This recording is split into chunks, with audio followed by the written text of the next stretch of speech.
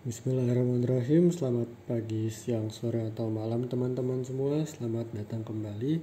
Pada kesempatan kali ini kita akan melanjutkan video kemarin mengenai pembahasan materi UTBK dengan sub mata pelajaran pengetahuan kuantitatif. Oke, kita langsung masuk aja ke soalnya. Soal ke-11, soal mengenai geometri. Di sini ada persegi panjang ABCD dan ada titik E yang terletak di tengah-tengah dari CD. Sehingga gradien AE sama dengan 1/3. Pertanyaannya, jika koordinat E adalah titik K, L, maka 2K min L adalah berapa?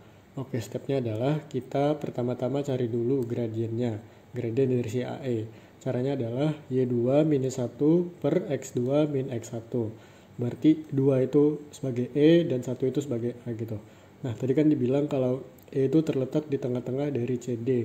Otomatis koordinat X dari titik E itu sama dengan 6 karena panjang CD itu sama kayak AB, sama-sama 12 gitu.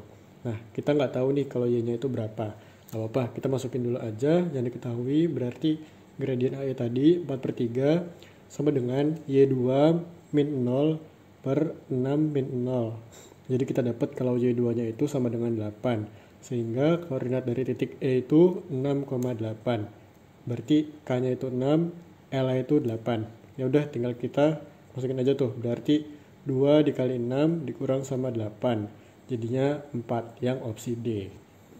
Soal ke-12 masih di soal yang sama, cuma sekarang pertanyaannya adalah berapa sih panjang dari AE.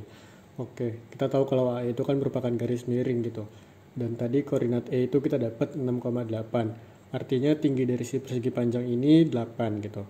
Nah, kita bikin aja segitiganya. Berarti ADE tingginya 8, lebarnya 6. Di sini kalau kita perhatiin kita bisa pakai triple Pythagoras 6, 8, 10. Berarti AE-nya sama dengan 10 yang opsi C. Soal ke-13, sekarang pertanyaannya adalah berapa sih jarak dari B ke AE? Nah, kita di sini pakai konsep dari kesebangunan. Di sini kita step pertama kita gambar dulu nih segitiga yang kecil, segitiga ADE.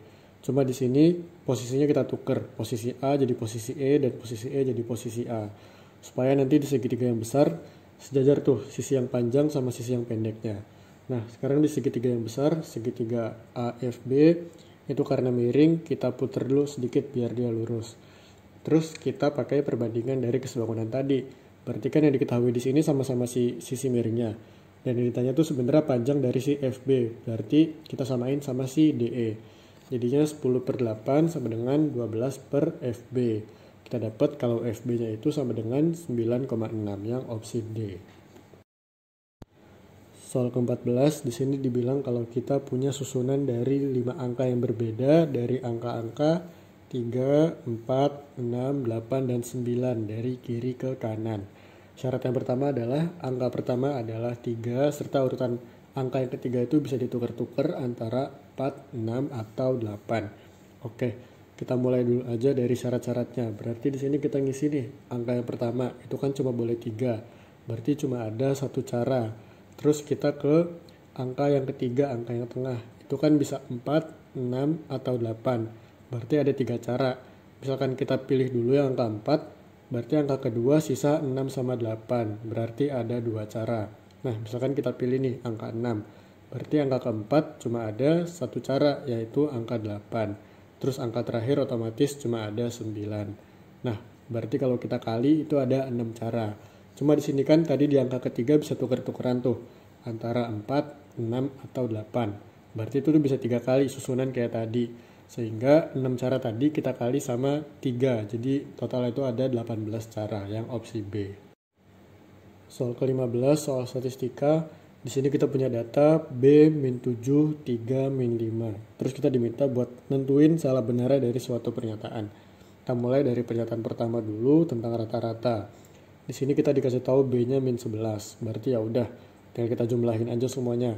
Min 11, min 7, plus 3, min 5 kita bagi sama 4. Dan rata-ratanya kita dapat kalau hasilnya itu min 5, jadi benar.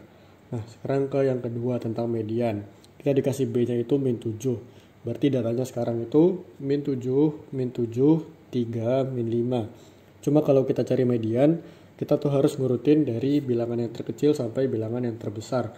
Berarti sekarang datanya jadi min 7, min 7, min 5 sama 3. Karena di sini datanya berupa genap, kita nggak tahu nih median yang sebenarnya gitu. Jadi kita harus rata-ratain dari dua nilai tengah. Jadi min 7, min 5 kita bagi sama 2, itu hasilnya min 6. Ternyata betul.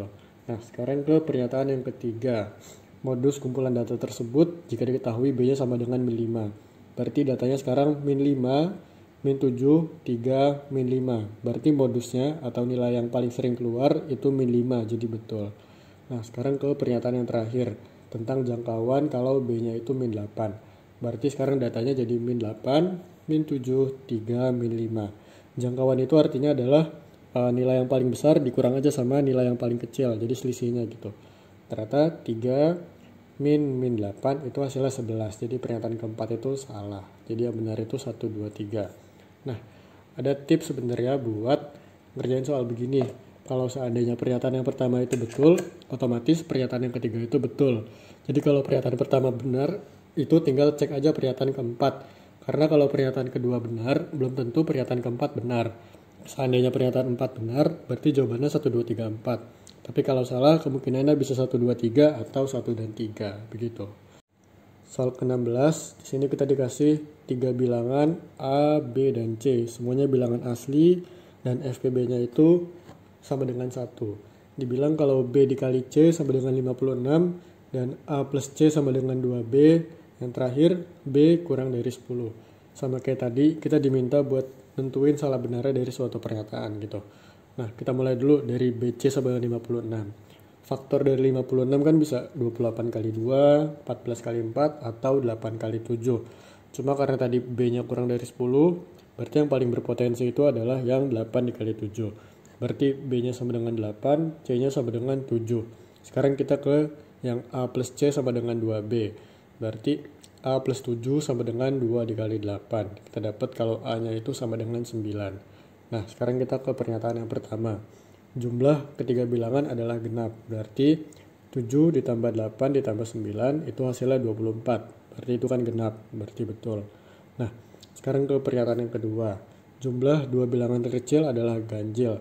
Tadi bilangannya kan 7, 8, 9. Artinya bilangan terkecil 7 sama 8. Kita jumlah hasil 15. Berarti betul.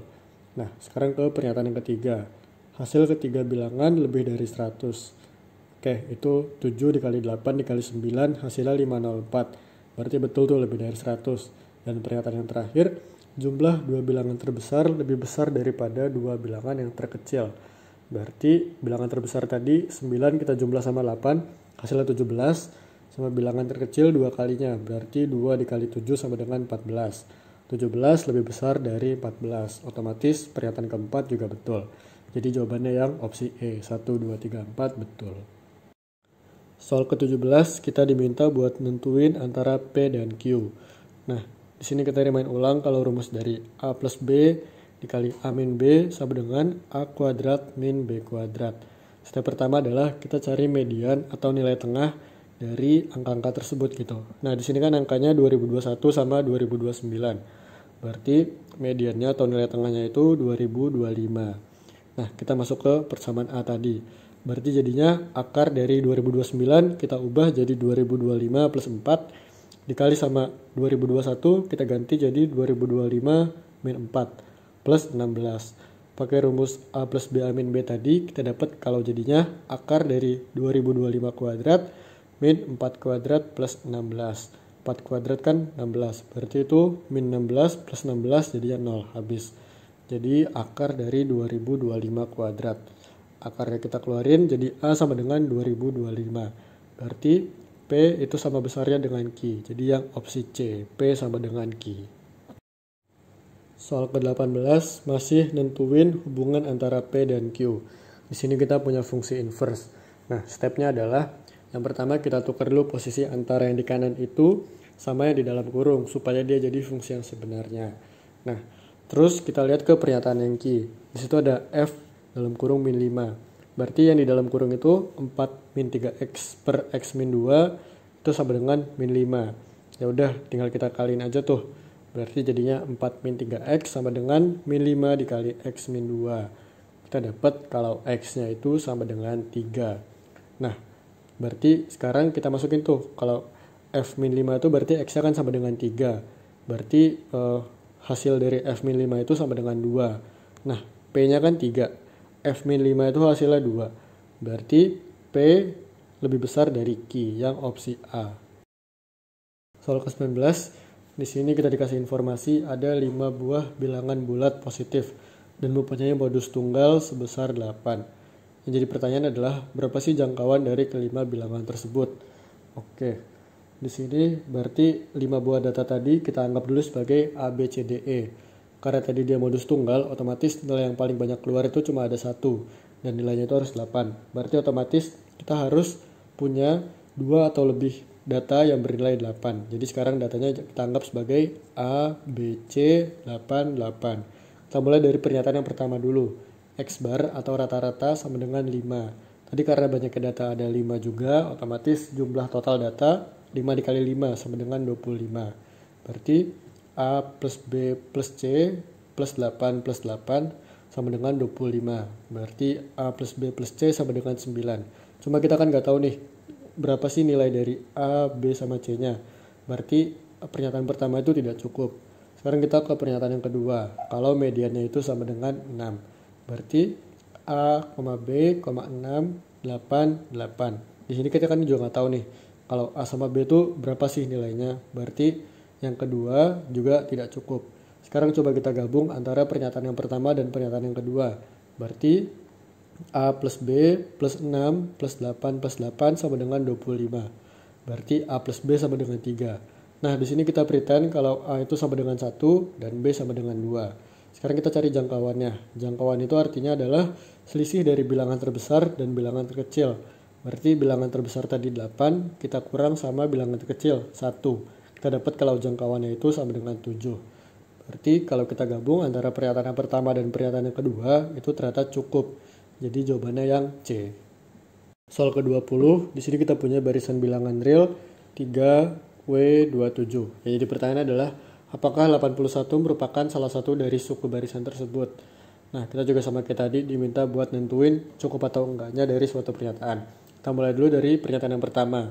Kalau barisan tersebut adalah barisan geometri. Nah, kita cari dulu nih rasionya dengan cara 27 per W sama dengan W per 3. Jadinya kita kali silang tuh 81 sama dengan W kuadrat. Kita dapat kalau W-nya itu plus minus 9. Jadi barisannya itu bisa jadi 3927 sama 81 atau 3 min 9 27 min 81. Karena rasionya itu bisa plus minus 3 dari si W-nya tadi. Jadi pernyataan yang pertama itu tidak cukup. Nah, sekarang kita ke pernyataan yang kedua. Kalau barisan tersebut adalah barisan aritmatika. Caranya adalah kita cari dulu nih bedanya dengan cara 27 min W sama dengan W min 3. Jadi kita dapat kalau W itu sama dengan 15. Berarti sekarang datanya itu atau barisannya itu jadi 3, 15, 27 dan seterusnya gitu. Dari selisih tersebut kita dapat kalau bedanya itu 12. Nah, sekarang kita nentuin nih apakah 81 merupakan salah satu suku tersebut dengan cara UN sama dengan A plus N min 1 dikali B. Tadi UN-nya suku ke N-nya itu 81. A-nya itu suku pertama sama dengan 3 plus N min 1 dikali sama bedanya 12. Nah, di sini berarti kita dapat kalau N-nya itu sama dengan 7,5. Kan nggak mungkin nih ada suatu barisan yang N-nya itu 7,5. Berarti sebenarnya itu salah. Cuma karena yang diminta adalah cukup atau enggaknya, pernyataan 2 ini cukup. Karena kita jadi tahu kalau ternyata 81 itu bukan salah satu dari suku barisannya. Nah, berarti 20 ini jawabannya yang B. Mungkin segini aja yang bisa kita sama-sama bahas pada kesempatan kali ini. Untuk file PDF-nya sudah ada link Google Drive di kolom deskripsi, bisa untuk dicek. Semoga apa yang sudah kita sama-sama bahas dapat berguna dan dapat dimengerti. Kalau ada kekeliruan dalam perhitungan juga mohon untuk dikoreksi di kolom komentar. Kalau ada yang ingin ditanyain juga dipersilakan buat bertanya di kolom komentar. Kurang lebihnya mohon maaf. Terima kasih teman-teman.